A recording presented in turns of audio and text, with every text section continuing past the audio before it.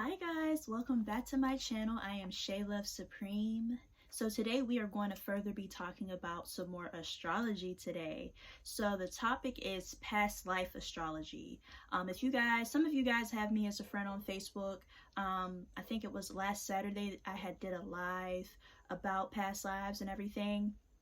And to think about it, I should have really did a video on it, but our video last week was more so like an introduction back into my profession and different things of that nature. So we go and dive right into past lives. I feel like past lives is a really amazing topic, especially like when you are on the journey of self and discovering yourself and more aspects of yourself, and why you are the way that you are. And when you look back at the past, that is very prevalent to the present and even the future in some cases. So yeah, I did some notes and stuff, you know what I mean? That's what I always do, keep myself focused and organized with our topics, you know what I mean? Because we're going to be covering 3 houses within astrology that to me signify past lives, right? And then also there is another aspect that you can look at as far as past lives go, which has to do with the South Node. That's not really a planet per se, it's more so like an aspect or what they call K2 within Vedic astrology, otherly known as sidereal astrology as well. So we're just going to dive into it. Past lives, this has to do with reincarnation in some cases. This has to do with who you were in a previous lifetime, or the other selves of you in other lifetimes. So it can be an accumulation of lifetimes. Some people don't believe in reincarnation or lifetimes, but really and truly, when you dive more into the aspects of yourself, you begin to realize like, hey, these moments of deja vu, or these moments of being very familiar with certain places, it really signifies like, hey, we have more than just this life. We have a multitude of things as far as being multidimensional and being in different dimensions, also being in different realities at the same time, different things of that nature.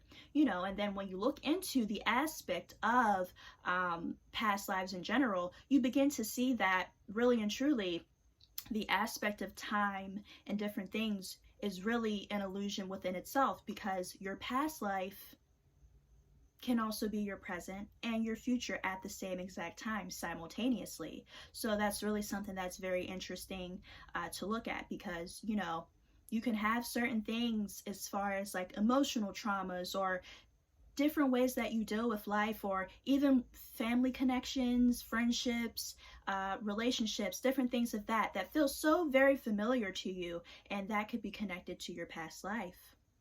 Yes, and maybe these have to do with either karmic contracts or different things of that nature that really contribute to why things are the way that they are now. And really and truly, sometimes you make these contracts with individuals to come into this next lifetime in order to heal certain wounds, or to work through certain things, or just basically agreeing with another soul to come into this next lifetime in order to accomplish something. So it really depends. So diving into the past life houses within astrology, yes, astrology can also be used to signify your past lives, right? So that would consist of your 4th house, which is naturally ruled by Cancer, your 8th house, which is naturally ruled by Scorpio, and your 12th house, which is naturally ruled by Pisces. Now, all of these signs, if you really pay attention or have researched it previously, they are water houses. They are water signs in water houses, of course. So what does water represent? Water represents divine feminine energy.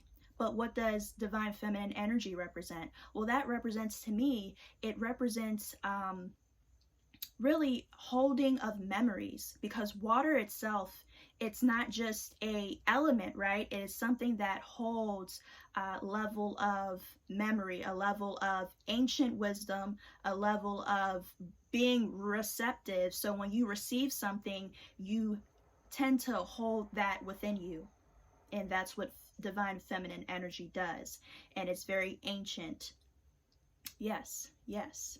So with that being said, these are 3 water houses. Now, what does water also represent? Well, to me, water also represents spirit.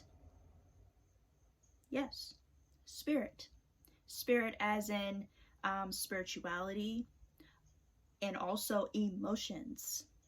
Also emotions, because really and truly, like whenever I interpret certain dreams and stuff, a little off topic, but it's still in correlation. When you interpret dreams, right, you have say you have a very emotional aspects within yourself that need to be resolved within this kind of reality now that we're in 3D, right, in your waking life. Well, in your dream state, in your dream world, you can have dreams of rivers, you can have dreams of tsunamis, you can have dreams of rain, different things that interpret water, but really it is your soul, and it also is your inner self basically giving you information about your emotions, whether you're going through emotional turmoil or there's certain things that are going on that maybe your conscious self you don't want to deal with. So in your dreams will tell you. Yes, yes. So we are going to start off with the 4th house of Cancer. So the 4th house of Cancer, let me look at my notes now. The 4th house of Cancer definitely holds memory of ancestral roots and traditions, and also conditioning, whether that be indoctrination by your parents or by society. It really, can vary, right? It can be both.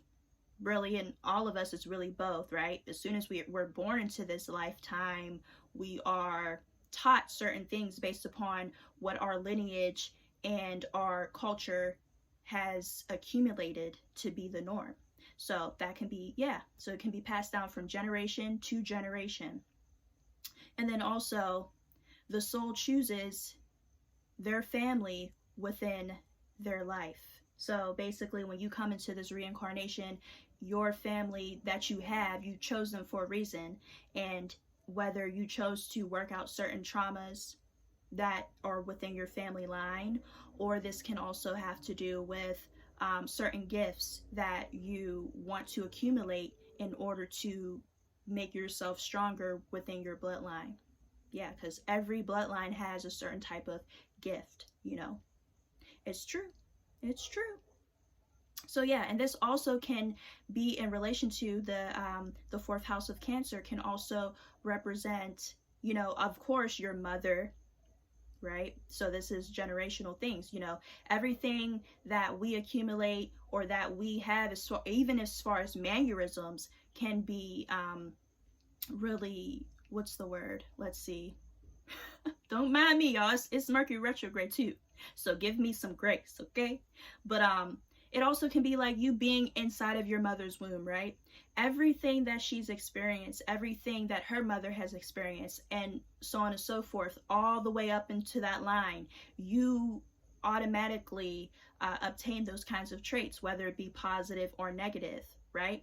And then Cancer also has to do with the past. It rules of the past. So it makes sense, right? The past of your ancestors or your ancestry and your lineage. Yes.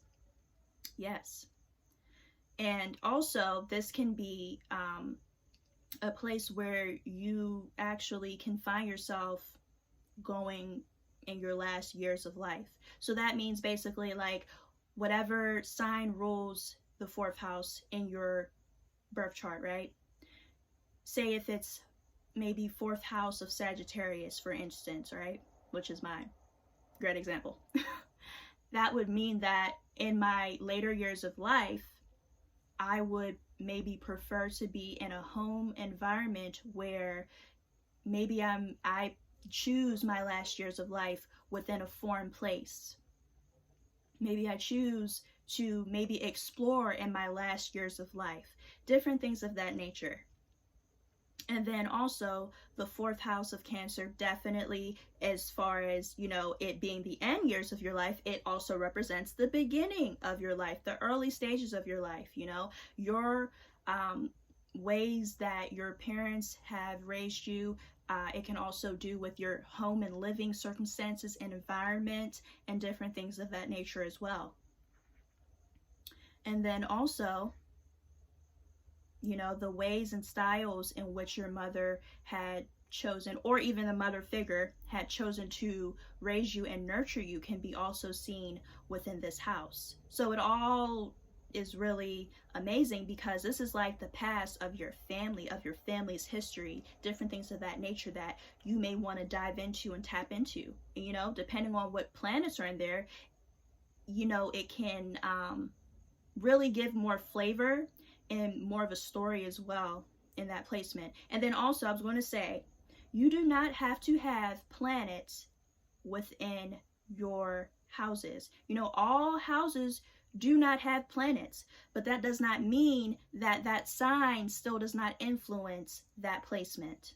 You know, because I've seen some people in astrology have said, you know, that means that you don't have anything in there, it's empty. No, baby, that's not empty.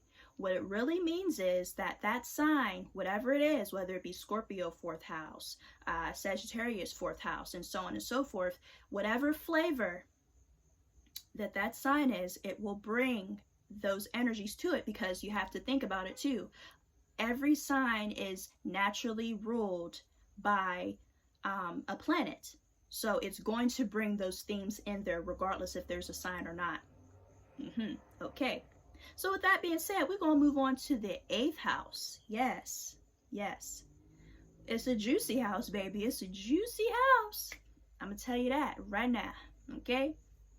So the 8th house itself is represented by Scorpio. Yes, so this has to do with everything that is underneath the surface. This has to do with the phoenix rising from the ashes.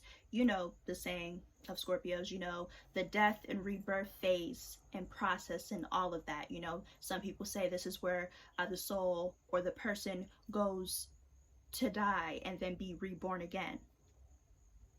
Don't quote me on it. I think that's a good interpretation now. I sure do.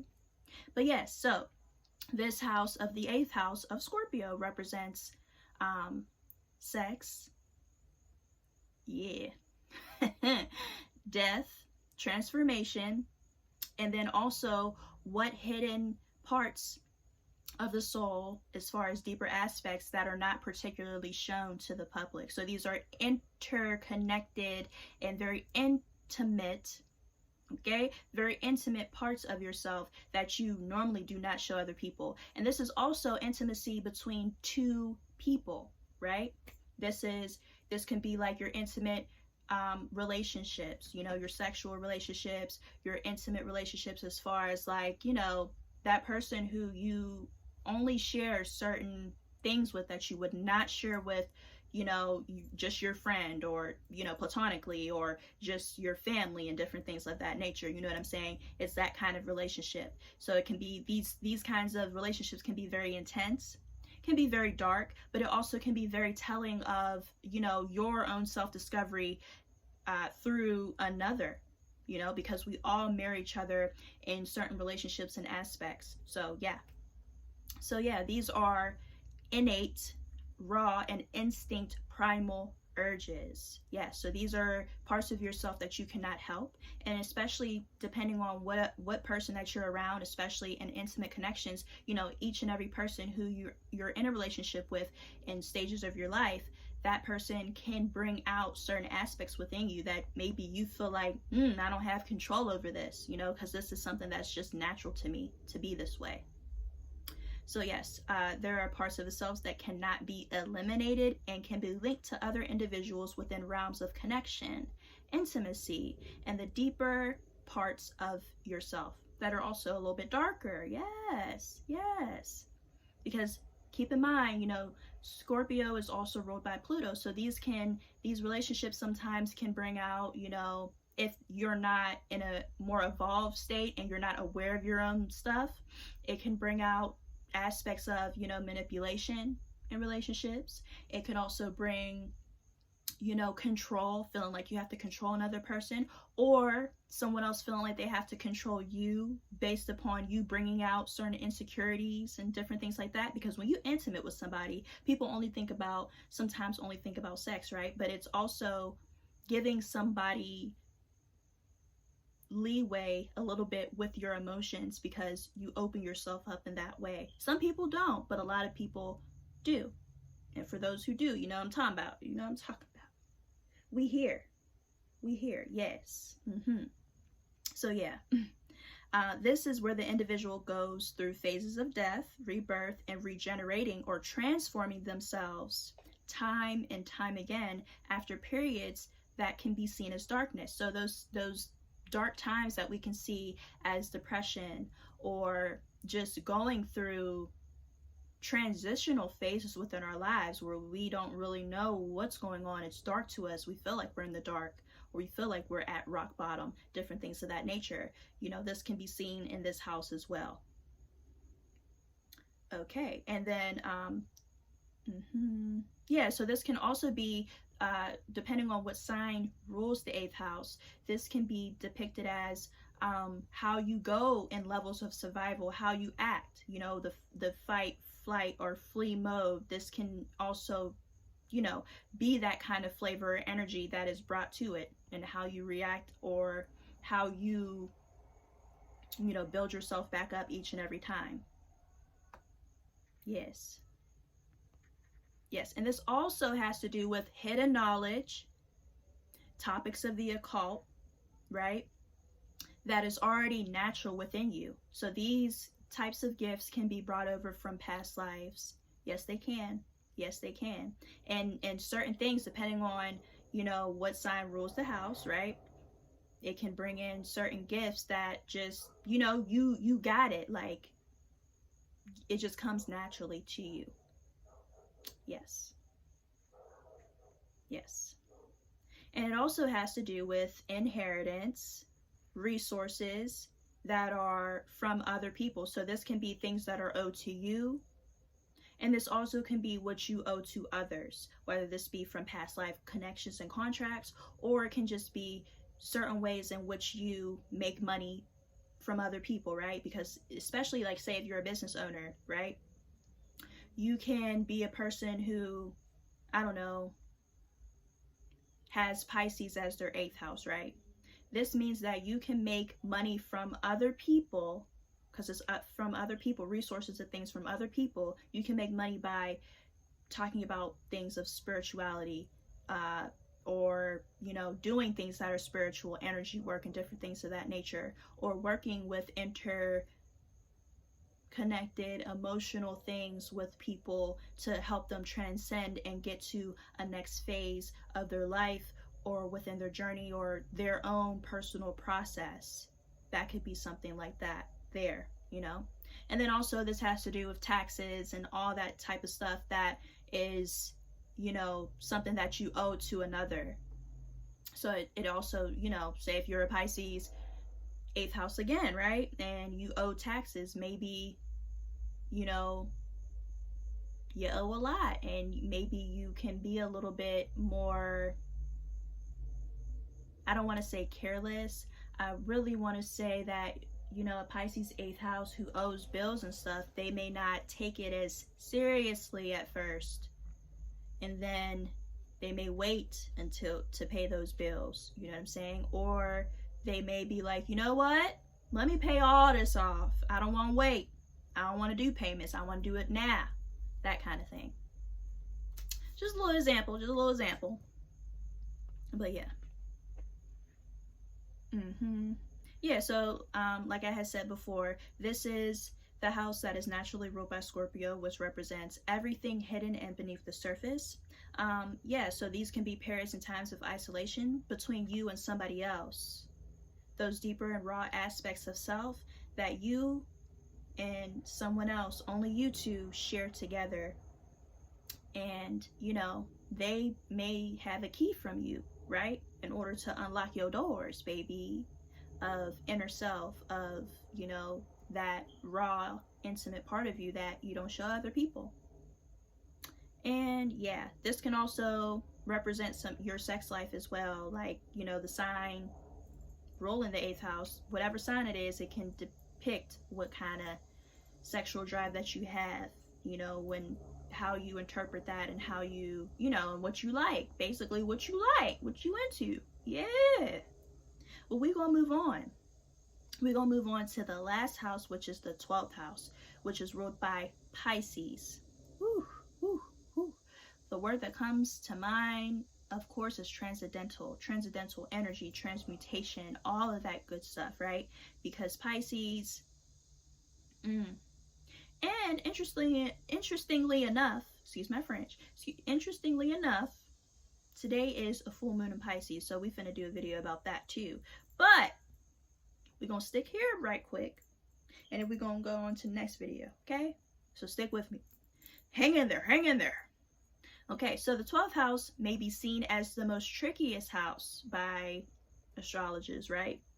By everybody in the esoteric, aka astrology community, right? Because it's very murky as far as waters go, right? It could be murky water, it can be something that's an illusion, you know, it's ruled by Neptune, you know what I'm saying? The god of the sea, you know what I'm saying? So underneath the sea, when you think about the sea is so endless, it's so deep, it's such an abyss, it's something that is hard to define, but we know that it's there, you know, and that could be seen as the 12th house. To me, when I think of the 12th house as well, I think about the subconscious, your subconscious mind, certain things that are in there that are locked away that, you know, you may not even be accessing every single day, or you may not even be aware that you're accessing things like in that house every single day.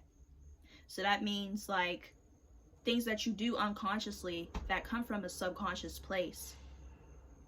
Yep.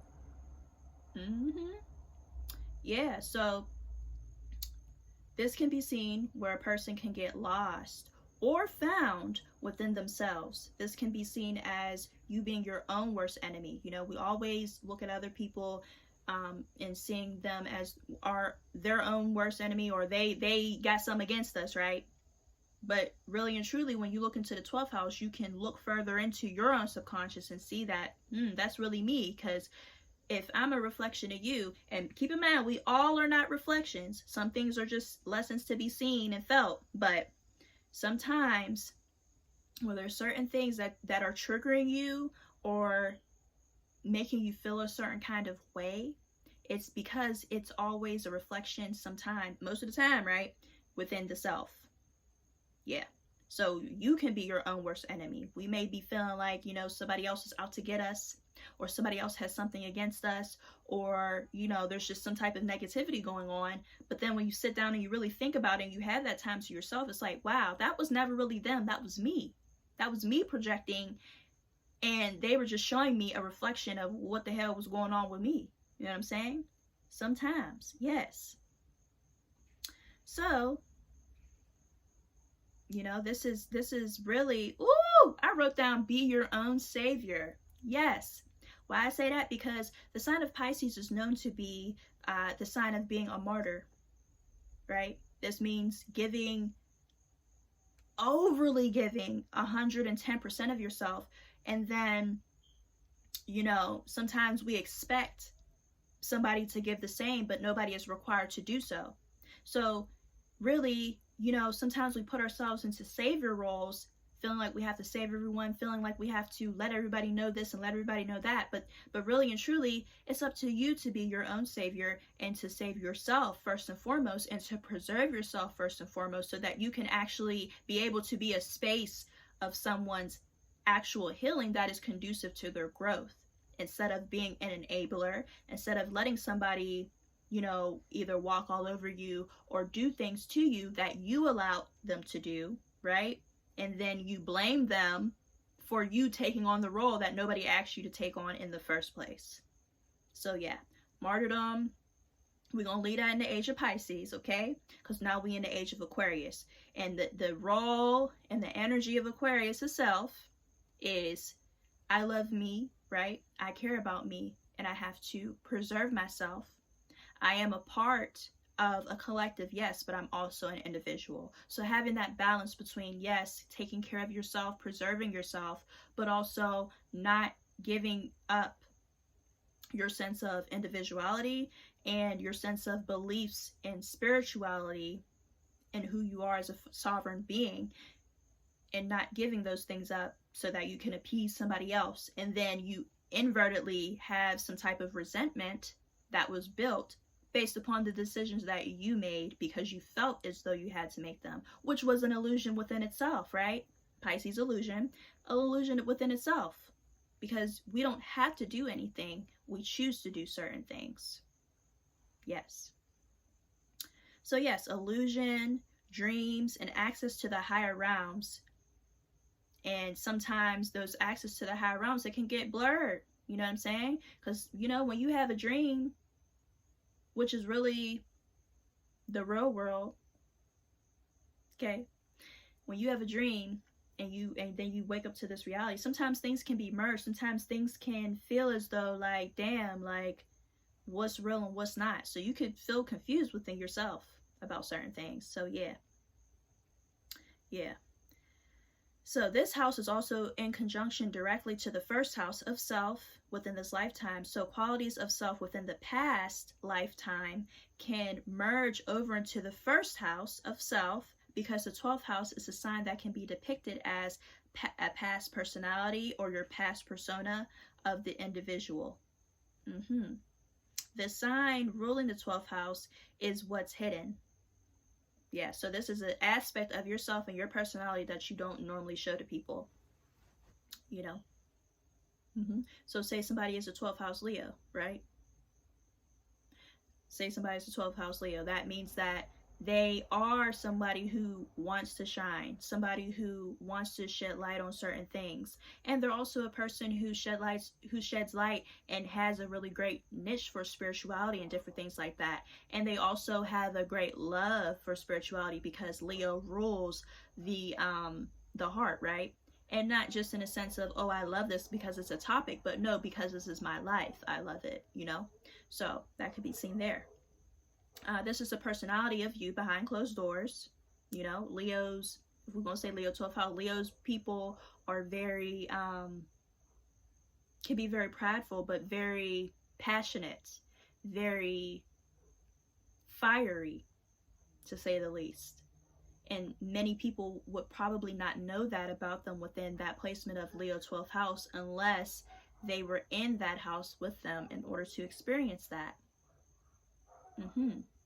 This can also be seen as hidden enemies, which correlates to you being your own worst enemy, like I had said before. Yes. And then when this energy is transmuted, because this is also about transmuting and transcendental energy, right? You can harness the power of whatever sign that rules the 12th house for you in order to gain empowerment within areas of self-healing in the mind, the body, the soul, wherever it is. Because really and truly, like I had talked about yesterday to somebody, which really is a great correlation to this 12th house, right? You know, we always have thought about religion and different things, you know, as something that has been used as a tool to control other people, right? And that can be something that can be seen as true, right? But really and truly, when you get down to the nitty-gritty of it, it's the mind, a way to indoctrinate and control the mind. You know, this whole war thing that people talk about, like people trying to be controlled or different things of that nature, right?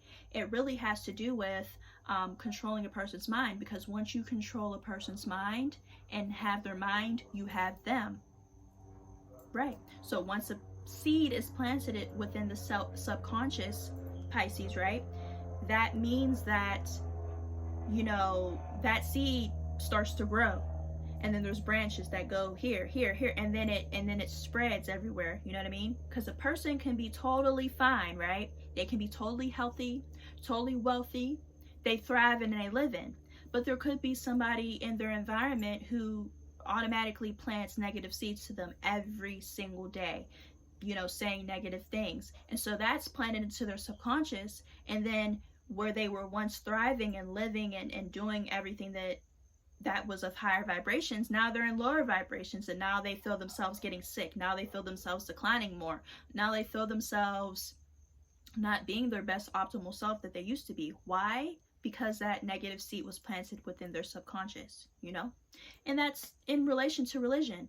And religion is also in correlation to Pisces, because that has to do with beliefs. So whatever you believe, your seeds of belief create your reality as well. So yeah, that is basically what I have for our 3 houses. Yes, our 3 water houses, our 3 past life houses, okay? So we're going to actually talk about the Pisces full moon probably in the next video, because we're going to keep this short. And then we're going to have some other series too, because, you know, there's 4 elements within, really 5, but we're going to do our 4, and we're going to, you know, have a great time doing it. So I thank you guys for tuning in. I want you guys to subscribe, like, share, and subscribe this video, okay? And then also, definitely, I'm going to put my Cash App, I'm going to put my PayPal, and I'm also going to put my website down in the description, okay? And also, like I said, if you guys need to book a reading with me or anything like that, I do astrology readings. I also do Reiki healing, different things of that nature. You know, if you want to book a reading, go to www.blossomcentral.com, and it's Blossom with a U. And then also, you can email me at blossomcentral@gmail.com. Yes, if you have any other questions or anything that you want to know about. And yeah. Oh yeah, and my Instagram is actually ShayLoveSupreme_22 if you want to follow me on Instagram or what have you. But yeah, I love you guys, and I really appreciate you guys. I'm so grateful for all the subscribers I got. You know, keep sharing though, because I need some more. Try and get to 1,000, you know what I'm saying? Try and get to 1,000. And yeah, until next time, love you guys. Peace.